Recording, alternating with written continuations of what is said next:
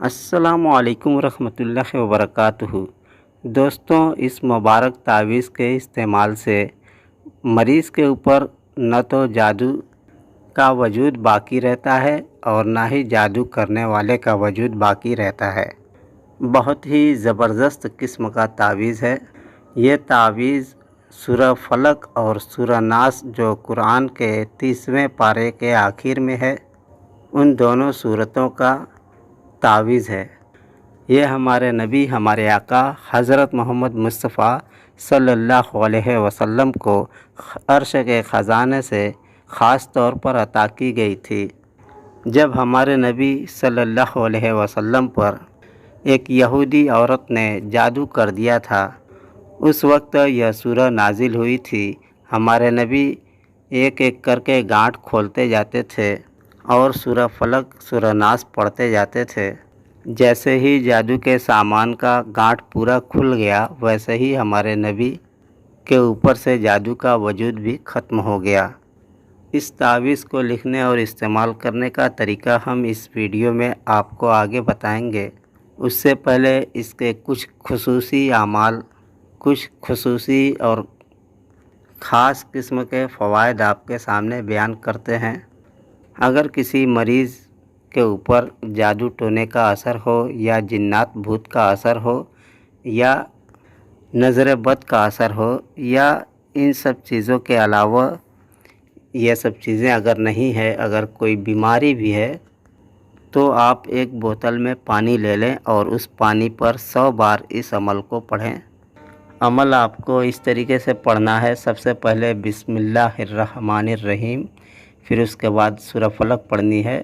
بسم اللہ الرحمن الرحیم، قل اعوذ برب الفلق من شر ما خلق ومن شر غاسق اذا وقب ومن شر النفاثات فی العقد ومن شر حاسد اذا حسد، قل اعوذ برب الناس ملک الناس الہ الناس من شر الوسواس الخناس الذی یوسوس فی صدور الناس من الجنۃ والناس، بسم اللہ الرحمن الرحیم۔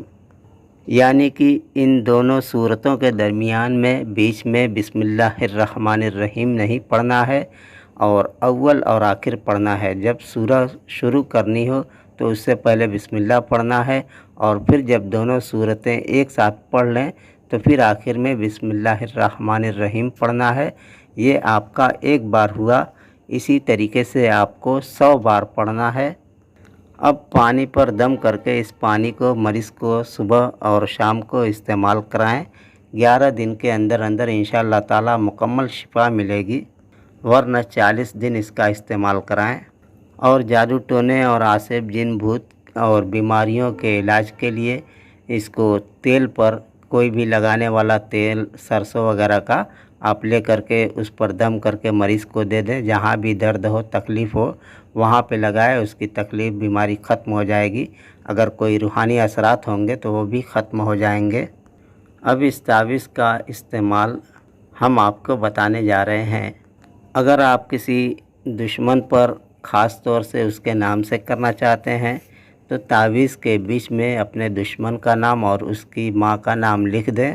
اور اگر کسی مریض کے اوپر جادو ٹونے کا اثر ہے تو چونکہ کرنے والے کا نام تو عام طور سے کسی بھی عامل کو پتہ نہیں ہوتا، اس لیے وہاں پہ مریض کا نام لکھیں گے، اور مریض کا نام اس طریقے سے لکھنا ہے کہ فلاں بن فلاں، یعنی مریض کا نام لے، فلاں بن فلاں کا جو دشمن ہو۔ امید ہے اب آپ کو ترکیب سمجھ میں آ گئی ہوگی۔ جب اس تعویذ کو لکھنے کا ارادہ ہو تو سب سے پہلے آپ پاک صاف رہیں، اگربتی وغیرہ جلائیں اور اپنے کپڑے پر خوشبو لگائیں، اور پھر اس کے بعد مٹی کا ایک پیالہ لے لیں، کوئی بھی ڈھکن وغیرہ، پیالی وغیرہ، یا جس میں چراغ جلاتے ہیں آپ اس کو لے لیں۔ یہ ڈھکن، یہ برتن، یہ پیالہ آپ کا مٹی کا ہونا چاہیے۔ اب چاقو کے نوک سے سورہ فلق اور سورہ ناس کو دائرے کی شکل میں گولائی میں آپ کو لکھنا ہے، اور اول اور آخر جو ہے بسم اللہ الرحمن الرحیم لکھنا ہے۔ اور جب آخر کا بسم اللہ الرحمن الرحیم آپ لکھ لیں، اس کے بعد دشمن کا نام لکھیں۔ اور پیالے میں لکھنے کے لیے कलम वगैरह का इस्तेमाल आप नहीं करेंगे और चाकू का इस्तेमाल करेंगे। चाकू के नोक से कुरेद करके ये तावीज़ आप उस प्याले में लिखें। इससे आपके दुश्मन पर जो उसके अमल पर बंदिश लगेगी, इस प्याली के असरात से उसके सारे अमल तहस नहस हो जाएंगे, फना हो जाएंगे और उसके ऊपर ऐसा वार पड़ेगा, ये चाकू जो है उसके जिस्म के तमाम अंदरूनी सिस्टम को काट करके ख़त्म कर देगा। जिसका जिस्म अंदर से पूरा कट चुका हो, दिल दिमाग और जितना भी जो होता है, कलेजा हो, जिस्म के हर एक आज़ा जो है चाकू से रेज़ा रेज़ा जब हो जाएंगे तो आप अंदाज़ा लगा सकते हैं कि उस आदमी का क्या हाल होगा। इस तावीज़ का इस्तेमाल बड़ी मजबूरी में करें, जहां बहुत आजिज़ और परेशान हो जाएं वहीं पे इस तावीज़ का इस्तेमाल करें। छोटे मोटे जादू के काट के लिए इसका इस्तेमाल हरगिज़ ना करें। और जो शख्स इस अमल को रोज़ाना पढ़ता है उसके ऊपर किसी भी किस्म का कोई भी जादू टोना असर नहीं करता है और ना ही कोई बीमारी उस तक पहुंचती है और ना ही कोई जिन भूत आसिब उसको परेशान कर सकता है। जो असरात पहले से वजूद में होंगे वो सब के सब कट करके मिट करके ख़त्म हो जाएंगे और आइंदा इस अमल की बरकत से कोई भी चीज़ उस आदमी के ऊपर असर नहीं करेगी। अब आप जो तावीज़ आपने प्याले में लिखा है उस प्याले को आप सामने रखें और उसमें अतर थोड़ा सा डाल दें। अब इस प्याले को लेकर के ऐसी जगह जहां आदमी की आमदोरफ्त कम हो, समुद्र के किनारे पहुंच जाएं या फिर नदी दरिया के किनारे पहुंच जाएं और अब इसको ले कर के हाथ में अपने छाते की तरीके से, जैसे छाता होता है वैसे ही इसको उल्टा पकड़ लें, ऊपर से प्याला उलाट करके ऊपर से पकड़ लें और फिर इसको पानी में ज़मीन पर रखें, पानी में हाथ डाल करके ज़मीन पर रखें। जब यह प्याला पानी में ज़मीन पर आप रख देंगे तो इस प्याले के असर से उस जादू के ऊपर पूरा घेरा बन जाएगा और उसमें जो है फिर जो आपने हुरूफ चाकू के नोक से लिखे हैं उसकी तासीर से तमाम जादू कट जाएगा और इसी तरीके से दुश्मन का शरीर भी, जिस्म भी अंदर से पूरा कट जाएगा। फिर उस जादूगर का वजूद भी बाकी नहीं रहेगा। इस अमल के इस्तेमाल से अक्सर देखा गया है कि फिर उस जादूगर को कोई भी बचा नहीं पाता, चाहे कितने ही बड़े आमिल उसके इलाज के लिए हाजिर हो जाएं।